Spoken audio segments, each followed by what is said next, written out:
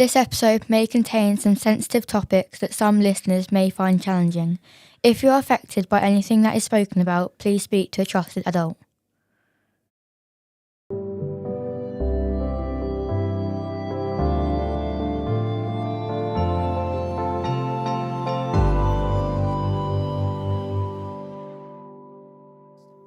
Hello everyone, welcome to the Wellbeing Club, a podcast made by young people for young people, helping give them a voice, be confident in expressing themselves and breaking down barriers. My name is Dylan. Hi, my name is Molly. My name is Beth. And my name is Star. On this episode, we are going to be discussing relationships. What makes a healthy relationship? How can we develop our connections and prevent loneliness? And the importance of boundaries and knowing your worth. We chose this theme because 1 in 10 young people have reported that they feel lonely, and 50% of young people reported that they don't feel like they belong at school. Talking about loneliness and healthy relationships helps us realise we're not alone and gives us real tools to look after ourselves and the people we care about. It's all about building confidence, feeling good in our own skin and knowing what we're worth.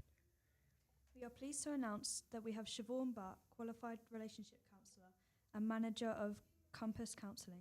Siobhan, please can you tell us more about yourself and share with us why you decided to join us on the Wellbeing Club today? Hi everyone, thanks so much for having me.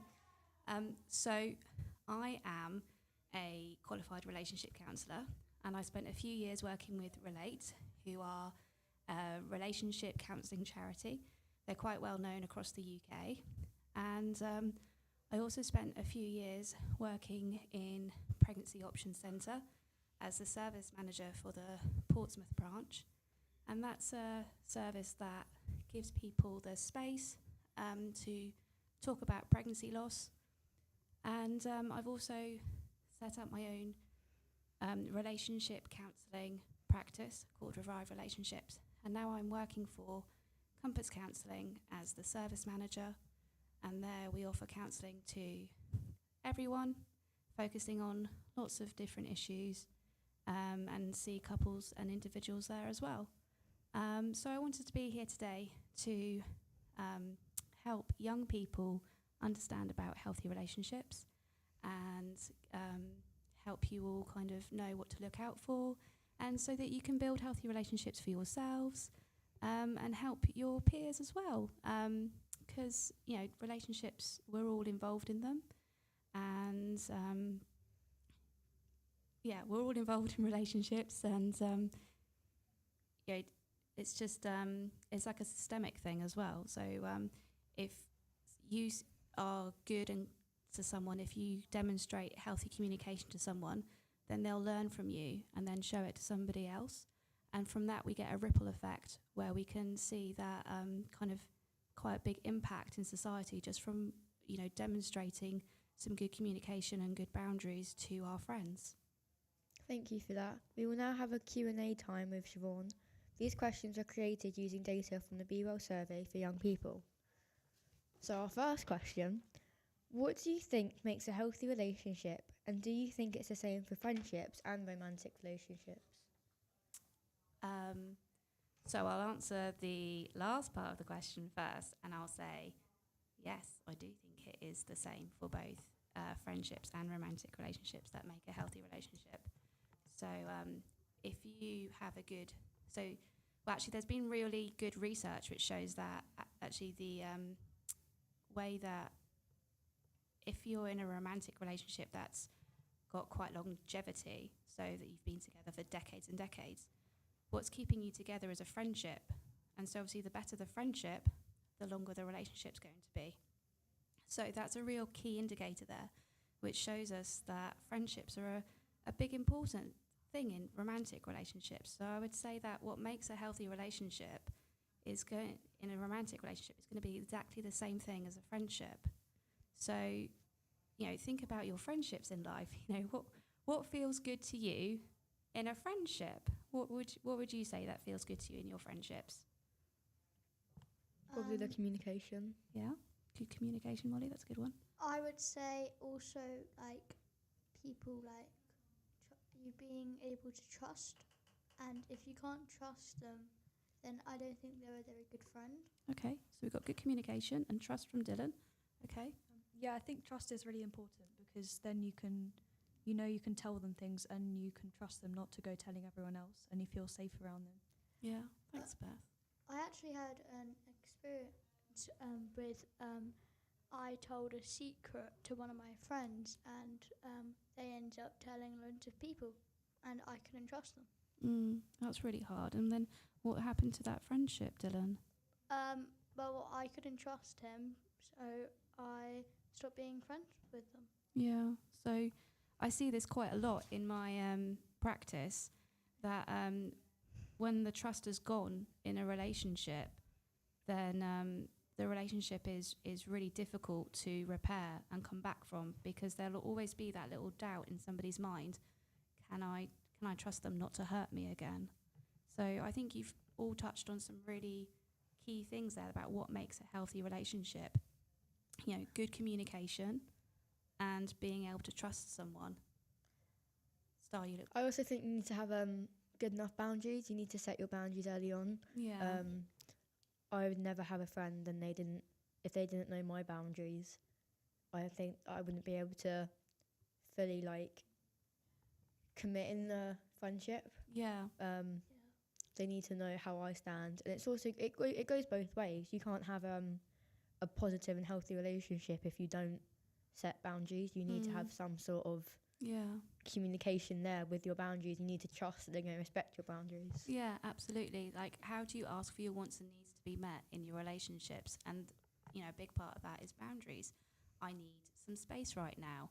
I need to have some fresh air right now. You know, just asking for things that you want and you need to be able to be you and feel safe and feel like you can trust and be comfortable with someone. So boundaries are also really important. So you all know really what makes a healthy relationship, because it's about what feels good and what's kind and what's kind of fair. So we've got good communication, boundaries, trust. How about things like being listened to? If you've got a friend that's always interrupting you, or doing what I call one-upmanship. So if you say to someone, oh, I'm having a really tough time right now because of X, Y, Z, I don't know, maybe your dog's sick, or maybe you've got a lot of homework on or something. Do they go, oh no, that sounds rough, you know, and listen to you about that? Or do they jump in and interrupt you and don't act like they've listened to you and do a one-upmanship and say, oh, well, you think that's bad. You know, I've got 10 dogs and they're all sick and I've got to work part-time down the mine and, you know, things like that. You know, they're trying to outdo you in this imaginary competition where there are no winners in it. And does that feel nice and fair in a friendship or a relationship? No. They need to respect you, and you need to respect them as well, and that goes... Respect goes both ways, as everyone says. So yeah, personally, I definitely think it's good. It's good to be listened to, and I definitely don't like it when I don't feel listened.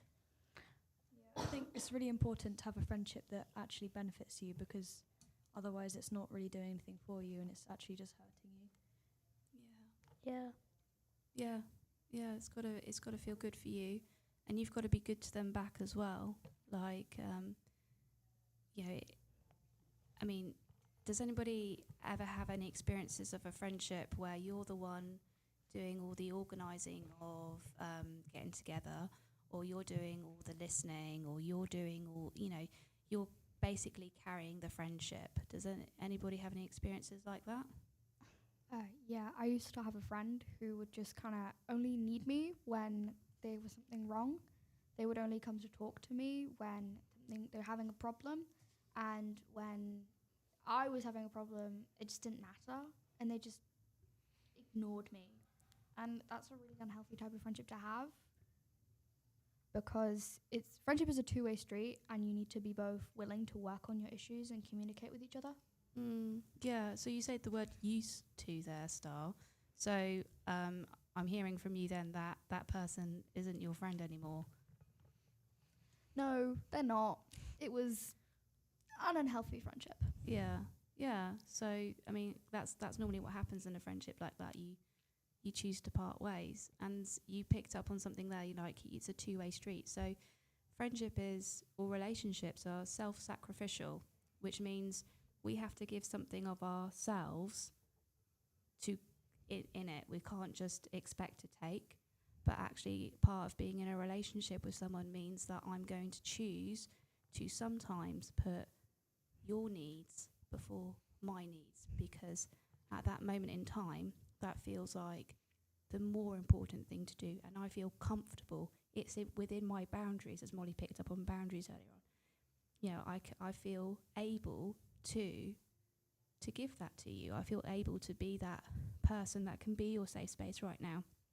All of these things work together to make a healthy relationship, whether a friendship or a romantic relationship. A relationship shouldn't be like one-sided. You have to, if you're gonna listen to someone else, you have to trust in yourself that they're gonna listen to you as well. And if they don't, then they're not someone that you want to choose to spend your time with. And if it is a one-sided friendship or relationship, then it's not healthy for you, but it's also not healthy for them, because then they're relying on you for everything, and sometimes that can get too much for both of you, which isn't fair. Yeah, and when you stop being their friend, if it's like that, well, they're gonna need to learn how to be a better friend, because they wouldn't understand what it's like to be in a healthy relationship, would they? No, and it is okay to say to someone that you're upset with them as well. It's okay to talk about your wants and needs like that. It's okay to say, I'm feeling sad today, or I'm feeling frustrated because I've got stuff going on, but it doesn't seem like you ever want to listen to me when I've got things going on. And if you communicate that calmly and kindly and respectfully to someone, then, hopefully they'll hear you, and hopefully they'll be able to give you what you need, and you can have that two-way thing. So, but again, it's about, that's the vulnerability. That's where you've got to give yourself to get something back. That's the way relationships work. Thinking about healthy relationships and just noticing them around the place, what do people think about Alan Carr and Paloma Faith on Celebrity Traitors? It's like, it starts off as like relationship goals. Like it's just like your average but like deeper celebrity friendship. You have two lovely people, and then he just goes and stabs her in the back, honestly. Actually, he, instead of stabbing her in the back, he rubbed something off her face. Well, that's it. He made it so obvious as well, and like He just went and killed an icon. I know. Basically, just ruin a good friendship. I know. Honestly, it's never gonna be the same. They're gonna leave that show and be like, "I'm never talking to you again." She was like the first person who died, wasn't she? Oh my God, that's even worse. So. Yeah, it's like making the relationship even worse. Like, Paloma's never going to forgive Alan. I don't think that relationship's going to ever heal. So they were really good friends before they went into Traitors together. Do you think that a friendship can ever come back from something like that? No. So is that it then? That's it, they're dead. I think it depends on how forgiving you are. Yeah. Yeah, but like, Paloma's dead. That's like, no, I'm not going to forgive you for that. Well,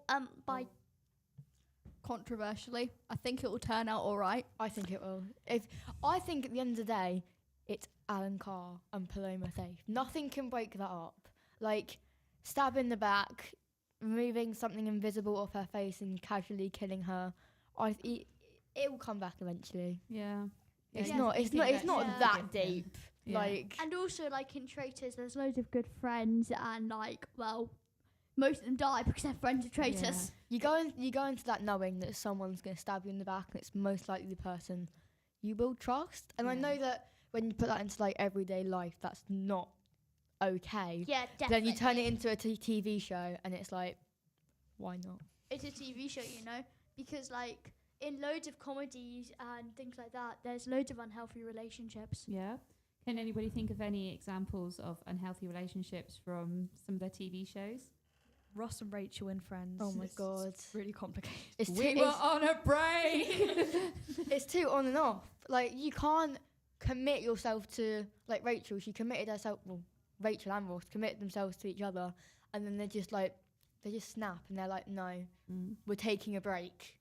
Yeah. Then you can't come back from that and not expect the other person to just like give themselves back to you straight away. And I think that's one of the main issues with their relationship, although it is a fan favourite relationship, but it's not a healthy one. So I'm quite old, and I was around when the Ross and Rachel thing just started happening. Oh my God. And I remember literally everybody wanted Ross and Rachel to work. And when they did that first kiss, everybody cheered, and it's all we could talk about at school. Ross and Rachel, they're finally together. Yes. But then, like, seeing them together and the way that Ross behaves when Rachel gets that really good job, she starts making a career for herself. He doesn't like it. No, yeah, he like starts marking his territory. He gets very jealous around this work friendship that she's got. He can't handle her living her life. And then at the end, where they get back together permanently, she had to give up her biggest, most ideal job of working in Paris. She got off the plane and she didn't fly to Paris to build her new life and career there, which is like something she really dreamed of. She gave that up to have a relationship with Ross. And so to me, when I look at that, I think, is he helping her be the best version of herself, or is he trying to cut her off and, you know, stunt her growth and stop her from living her dreams? Because to me, that also makes a healthy relationship. Are you encouraging each other to grow and to be the best person of yourself and to live your dreams and achieve your goals?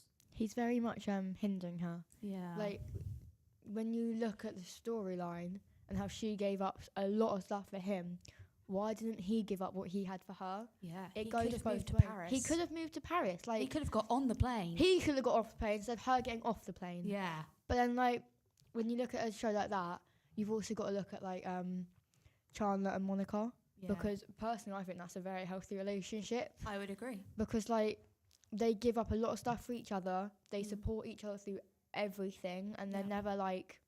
Yeah. It's never been one-sided. No. He supports her with anything and everything. And she supports him with literally everything. Yeah. And that's Yeah. what, like, teenagers nowadays, personally, I think that's what a good relationship looks like when you're watching that on television. Yeah, I would agree. She's got lots of little neuroses, and he doesn't have a go at her. He doesn't judge her.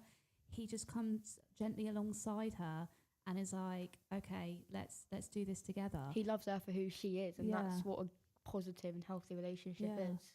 Dylan, do you want to say something? That relationship sounds actually really healthy, but I just want to say something about the Ross and Rachel relationship. I don't watch Friends. I've like never even seen Friends at all. But from what I've heard from today in the in this episode, Ross and Rachel's relationship, it sounds super unhealthy. And if anyone's if anyone is ever in a position with anything like that relationship ever, it should probably end like almost straight away. You've got to notice that you're in a healthy relationship, definitely. Can anybody think of any different healthy relationships that they've seen on TV shows? All right, to all the Brooklyn Nine-Nine fans out there, Jake Peralta and Amy Santiago. Especially in the last episode. Yeah, because he gives up his job so she can go achieve her dream. Yeah. It's like the sweetest thing ever. It's like the opposite of Ross and Rachel. Yeah, it's exactly like that. It's the opposite of Ross and Rachel, and they still support each other no matter what. Yeah, and they're very much like Chandler and Monica in that Amy's got lots of these little neuroses. She's very organised. he's very childish. He, they still make space for each other to be themselves and encourage each other to live their dreams, and they work together quite well as a team, that I've noticed. Is there anything else you want to say about them, Star? I was just going to say that they just, like, throughout all the seasons, they support each other so much.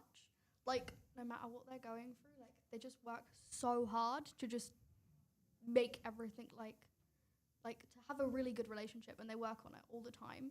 And that's just such a great thing to have in the media, because positive relationships in the media can really impact people's lives and, like, show them that actually maybe that relationship isn't working out, or maybe I need to change my behavior slightly, or maybe I need to take some space for me, or me and my partner need to have a conversation about our boundaries and just things like that, because that's such an important thing. Yeah, it is super important. And also, in Brooklyn Nine-Nine, we all, like, kind of knew it would have worked at least a bit, you know? Okay, I just want to say something else about Jake and Amy that I noticed, which I think is really lovely as well. Amy will often go to Jake and say something that that she struggled with, and then Jake will very often reply with, "Oh my gosh, I'm so sorry you had to go through that." Yeah, that is, like, sounds like a great episode. I mean, not episode, I mean, thing. Molly? I was just thinking about another one, not really more of a romantic relationship, but a really healthy friendship. Was if anyone's seen Stranger Things, I was thinking more of Steve and Dustin. Oh yeah. They're very much. It's almost given like a father-son relationship. He always looks after him, and they joke around, and it's like an extremely healthy relationship because they don't bring each other down. They build each other up, and like if anyone's seen the series and you like look at the plot and you see what they have to go through, it's very much like he relies on that relationship, and I think it's just a very healthy relationship. Yeah, that's great. That sounds like a really good relationship, and I think you've hit on something, that we've noticed that's a theme in all the healthy relationships that we've discussed. They don't bring each other down; they're building each other up, and I think that's really important in a healthy relationship. Romantic or platonic, you're building each other up. You're encouraging each other to be the best versions of yourselves. You feel safe to have fun with each other. You feel safe to joke around.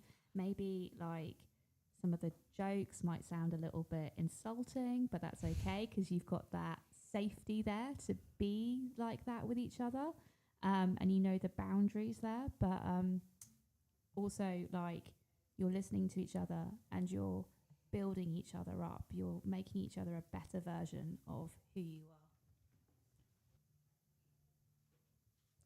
Data from the 2024 Be Well survey showed that 1 in 10 young people often always feel lonely. What do you think contributes to this? I think people think that being lonely and being alone are the same thing, but they're not, because you can be surrounded by people but also feel lonely. So I think the easy answer is to say people are spending more and more time alone and in their room playing video games, scrolling on their phone and that kind of thing.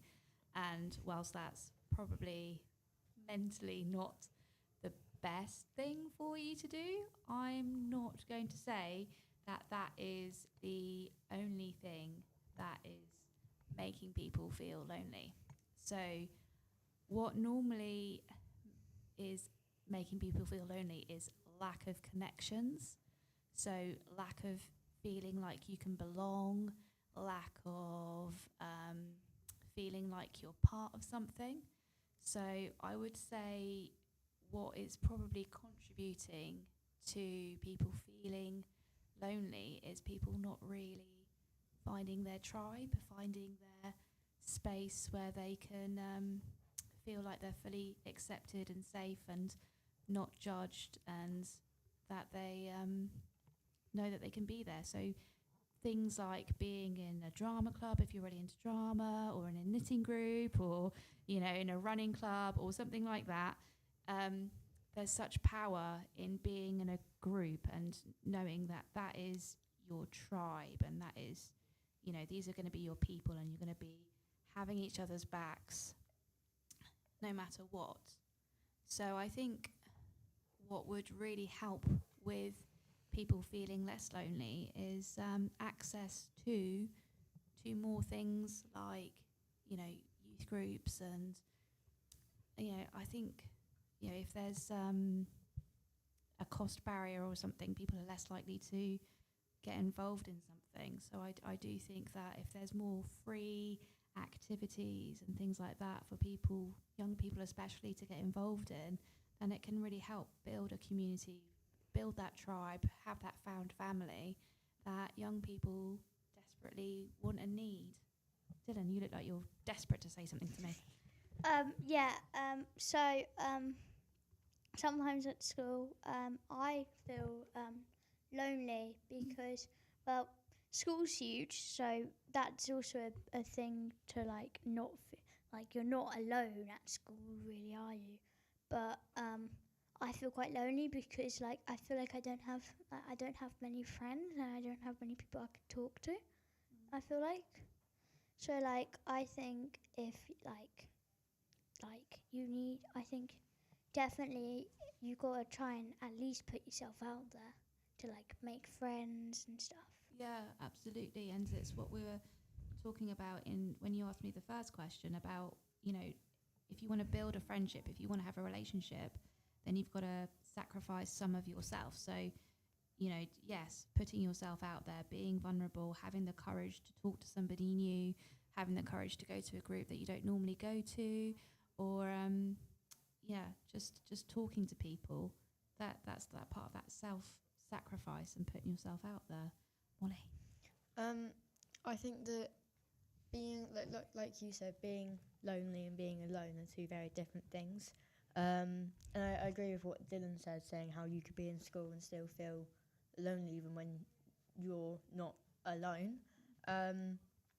So I think like I do a lot of acting and drama, and it's literally all about finding the people who understand you and like are able to connect with you, because there's no point putting yourself out there in a group of people and, for example, say they all like football but you don't, and you've put yourself out there and it's not helping, and that makes you feel even more lonely and you seclude yourself. So I think like for me, doing my acting and being in a group, I've met people who understand me, people who understand like the pressures of like acting and stuff, and being able to connect with a group of people really helps your mental health, because it means that you're always going to have someone who understands what it's like to love what you do. That's great. Yeah, you're totally right there, Molly. What do you think, Beth? I think it's really important, like, if you are trying to look for friends, it's good to find someone who shares the same interests or hobbies, and then you can really relate to them and spend time with them doing something to do with that and have fun together. I personally think the best way to make friends with who have the same interests as you is joining a new club. I think that's a really great way to put yourself out there, especially if you've been interested in doing a certain thing for a really long time. It's a great thing to do. Joining a club is like the best thing, especially if you go to school, because then it's free. That's great. You need to push yourself out of your comfort zone. There's no point always doing the same thing. It's kind of like you said with clubs. Like, for example, I only used to do acting, and then I got into horse riding, and I'm like, I was missing out. I was missing out on doing something that I now love. And then if you don't put yourself out there and you don't push yourself out of your comfort zone, you're never going to develop as a person, and you're never going to develop in that sport or in that activity, because there's almost like a little voice in your head telling yourself that you need to like stay safe and you just need to do what you know instead of doing stuff that you don't. That's why, like what you were saying with clubs, you need to put yourself out there and you just need to push yourself.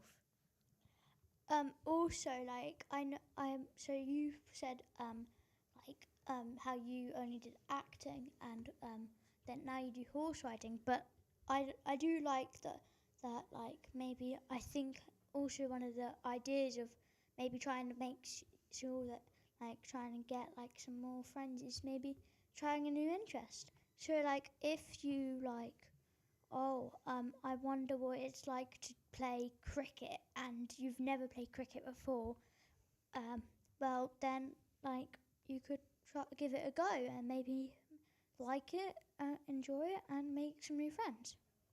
Yeah, absolutely. I completely agree. And I did something similar. I joined a CrossFit club about 5 years ago. I've never done any sport or fitness before. And I just walked in, not knowing anybody. And now some of the members there are my absolute family. And I wouldn't be without them. And I think I could have lived, the last 5 years, one, not knowing these amazing skills that actually I really enjoy doing. And two, not knowing these amazing people, I wouldn't have had those connections and that found family if I hadn't taken the massively brave step of walking into a CrossFit gym, like not knowing anyone. Starry something. Okay, this might sound kind of weird, but another thing that I think would be a great way to make some new friends if you are feeling lonely is to consume a new media. I'm talking TV shows, books, a new music artist. I don't know, maybe follow someone new on Instagram. This sounds odd, but when you think about it, you might see someone, I don't know, at school, and it might be non-school uniform day, and they might be wearing a t-shirt of your favourite band. And you can just go up to them and you can compliment them. And you don't know, that person might be your best friend in 5 years. Like, all because you just decided one day, hey, I'm going to listen to this new music artist. And now you've met your best friend. Crazy, isn't it? Yeah, I did see something, I think it might have been a meme or something, which said, introverts, if you want to make new friends, put on a band t-shirt of your favourite band or a t-shirt of your favourite TV show. Extroverts can't resist going up and talking to you about it. And it's true. As an extrovert, if I see somebody wearing a shirt that has got, or something to do with something that I feel really excited and passionate about, I will go up to them and be like, oh, I really love that. I really, that's really great. That's really fun. I love your t-shirt. I love your keyring or whatever. Oh, I love watching that. What do you think about this? What do you think about that? And we'll have a lovely conversation. Might never see them again, but it's that power of that little bit of connection that you have that really builds your self-esteem, that really helps you feel like you're part of the world. So just, even a 5-minute conversation with someone that you don't really know, that also helps to massively reduce feelings of loneliness. I also think that going back to when we were talking about clubs and stuff, like you said with like cricket, for example, and you went to like a cricket club, and you realised that you loved it, and then you've made a bunch of new friends. Like, what have you actually got to lose if you say to yourself that I've tried it, I don't like it? What have you actually lost? You've lost what? 25 minutes of time saying that I've tried it, I've given it a go, I don't like it. Yeah. You've still gained an experience, and you've still gained the knowledge saying that, so I can push myself out of my comfort zone. It doesn't hinder me, it doesn't do anything that negatively affects me, but it's actually helping me develop as a person, knowing that I can and I do push myself to do stuff that I think is scary or stuff that I don't know. Yeah, that's why it's always good to give things a good go. Yeah, and you've had an experience, whether it's good or whether it's bad, you still had an experience, haven't you? And it doesn't matter if, you haven't been very good at it, because you might never see those people again anyway, and that's fine. And there's such a thing as well as terrible first time. So that is the first time you do anything, it's always the worst time you do it. So do you remember the first time that you tried to ride a bike? Oh my god. Yeah. I fell off. No. We've all got that experience. Yeah, but now Can you imagine if you gave up after that first time, and now riding your bike is like Natural. amazing? Yep, you love it. Yeah, I ride my bike to school and back, and I absolutely love it. And Yeah. So can you imagine if you gave up the first time you started trying to ride your bike, you wouldn't be riding it to and from school. So friendships and new experiences and joining new clubs can be like that as well. You'll have the terrible first time. You will feel out of place, like you don't belong, like you don't fit in. you'll have a bit of an imposter syndrome. You'll think, everybody else knows each other. Everybody knows like the rules and the rituals of the group. Everybody knows that when this happens, we do that, and at the end of it, we do this, and this, and these are my people who I feel comfortable with. But over time, if you keep going, you'll get over that terrible first time, and you will feel less anxious, and you will feel like you belong, and you will feel like you know what to do, what's expected of you, and how to behave and who your people are at that place. I agree with all of that, and I just wanted to share an example. So, about 3 months ago, I started going to Taekwondo, which, if people who don't know, is a martial art. And my first time, sucked. I was rubbish at it. I'd never done it before, hadn't done regular sports in like 2 years. I sucked. But you know what? I went back, and I actually found a really nice community there. The people there are lovely and always kind, and it's a great experience. And then yesterday, I got my yellow belt. And that's crazy, because if I hadn't done that, I wouldn't have met that community, and I wouldn't have achieved that. Like, I did that. I pushed my comfort zone, and I've achieved something, and I've met a great group of people. Yeah. So I think what we're learning from there is actually, whilst being alone in your bedroom isn't the sole contributor to feeling lonely, what you've all talked about the power of connection and being with people, actually, none of you have said, I feel really connected and less lonely when I'm by myself, alone in my bedroom, scrolling on my phone or playing computer games. None of you have said that to me. You've all said, I really like going to a new club, meeting new people, putting yourself out there, out of your comfort zone, and we've talked about, the terrible first times and overcoming that anxiety, and then eventually you'll make friends. So I think, to answer the question, what do you think contributes to this? I think fear is really it. Fear of being judged, fear of not being accepted, fear that you're not going to fit in, fear that, people are going to laugh at you. So that anxiety is probably the biggest thing that's blocking everybody from, having these wonderful experiences and meeting these wonderful people and getting yellow belts and learning horse riding and, in my case, meeting wonderful 64-year-old ladies who are just like my, absolute family, and learning how to lift weights. So, so I think really to overcome loneliness, we need to overcome the fear that stops us from connecting with people. Something I've been wondering on is, and we touched up on earlier, is boundaries. What are boundaries, and why do you think they matter so much? So boundaries are a way that we tell people what we want and what we need, and how we express to people how we want to be treated. So, for example,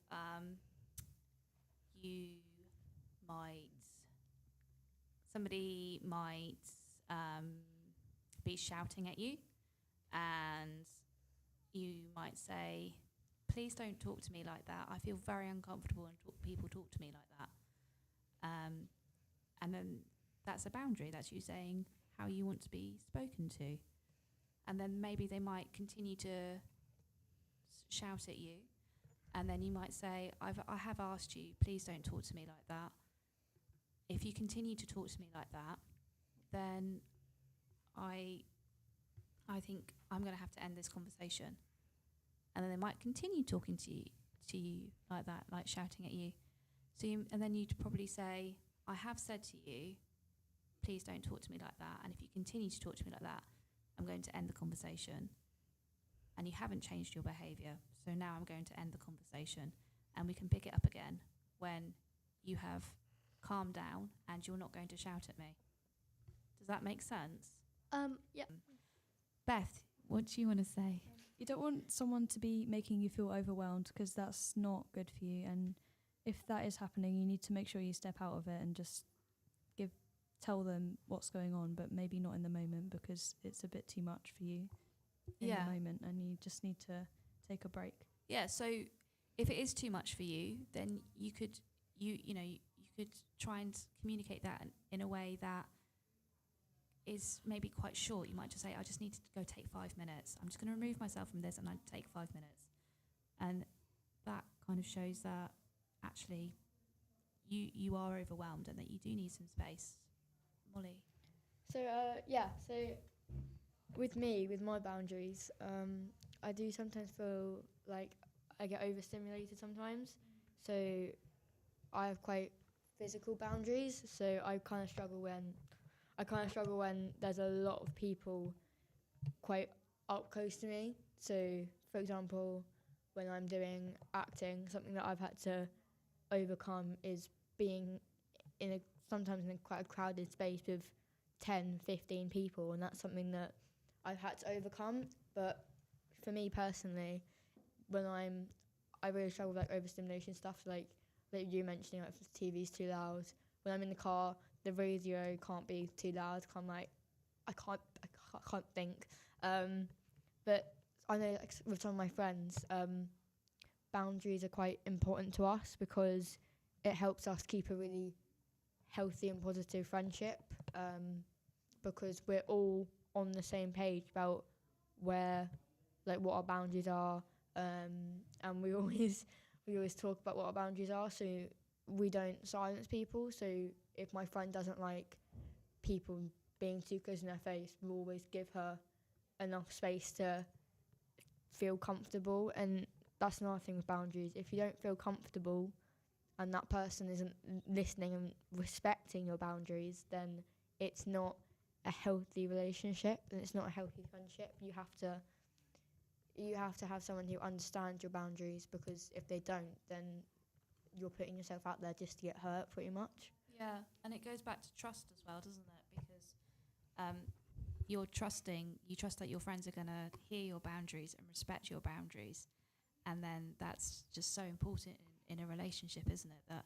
That's one of the things that we talked about that made a healthy relationship, was having trust. So you trust your friends to keep your boundaries for you. Dylan? What about if, like, say someone has too many boundaries, like if they can't like handle you like at all the time, because apparently like they get Too overwhelmed by you? yeah, but like it happens all the time, and they say, I can't handle you right now. Well, And they always say it, and it's like happens over and over again. okay, so I wouldn't say that's a boundary. I would say that's a barrier. If there's somebody saying that to you over and over and over again. So it's not the case that, you're in that 5 minutes, you're overexcited and you're speaking quite loudly and quite fast, and that can feel overwhelming. And they might turn around to you and go, can you just calm down? And then I'll be able to hear you. If it's constantly like, no, go away, not now, I can't hear you, you're too overwhelming for me, I would say that's a barrier and not a boundary. And that doesn't sound like, because boundaries are keeping everybody safe. They're keeping me safe, you safe, and things like that. But a barrier is just basically pushing you away. Okay, that actually has happened to me. And for some reason, I kept trying to build a relationship with them, like a friendship. But then they started being mean about it. But it started off kind of healthy, but now they just don't like me. Yeah, and that's really hard, and that's really sad as well. And I'm sorry that person has been like that to you, and you've got that experience, because I can hear that does sound really sad. And sometimes friendships, you think that they're all good, because they start off fun, and that's the way we normally start connecting with someone. If you think about all the friendships that you've made, it started because you had a laugh with someone, you were doing something playful and fun together, But then once you get to know someone, sometimes we can realise that actually the friendship doesn't feel healthy, and you don't feel valued, and you don't feel respected. But part of us wants to go back to the fun part. But actually, in order to keep ourselves safe and to show that we love and respect ourselves, we do, unfortunately, we do need to put up that boundary and say, I can't be friends with this person anymore if this is going to be their repeated behaviour to me. If they're repeatedly going to tell people my secrets, or if they're repeatedly going to tell me to go away when I'm just trying to hang out with them, then this isn't a friendship that I can really fully invest in. And we talked about, all these wonderful groups and things that we all enjoy going to, and we've met some wonderful people there. So, there's so many wonderful people out there in the world that can give you the friendship that you want and need and you totally deserve, because we all totally deserve to have people in our lives that respect us and are kind to us and invest in us just as we would with them. Thank you. Okay. So what do you wish teenagers knew about relationships and belonging? I think, there's so many things. But I think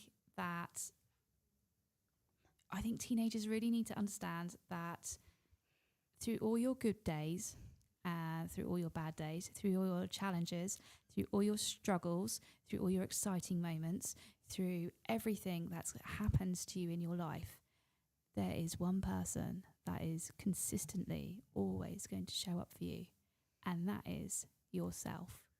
And you are the love of your own life, and you need to act accordingly. So when you know your self-worth, when you know that you are so valuable and so precious, and you can say that to yourself, then you will know what you are willing to accept from other people, and you will know that you won't accept nonsense, and you won't accept people, saying to you, I'm not going to be friends with you because you're overwhelming, or I'm going to be talking to you this day and not that day, and things like that. I'm not going to respect your boundaries. I'm not going to hear you or, support you and encourage you to be the best version of you. If the people aren't doing that for you, then you're going to be like, well, I know my own value. I know that I'm worth gold and diamonds. So why are you giving me sticks and stones? Like, I am so precious. So why would I accept a friendship or a romantic relationship of any less value than what I deserve? My mum actually said that to me, that I'm priceless, and is like the saying, or like you're worth gold and diamonds. Everyone is like unique and an individual. Like, just take a minute to think. Would you like a whole world with, there's over 8 billion people in the planet, so would you like 8 billion people on the planet just like you? Your mum sounds very wise, Dylan. I think what you and Molly were saying is right. It's important to have contrast in relationships, and it's important to have that time where we can kind of constructively look at things and decide things together. And it actually, friendships and relationships, it isn't all about doing what we want to do all the time as well, because part of the joy of being in a friendship is being introduced to new things and new experiences.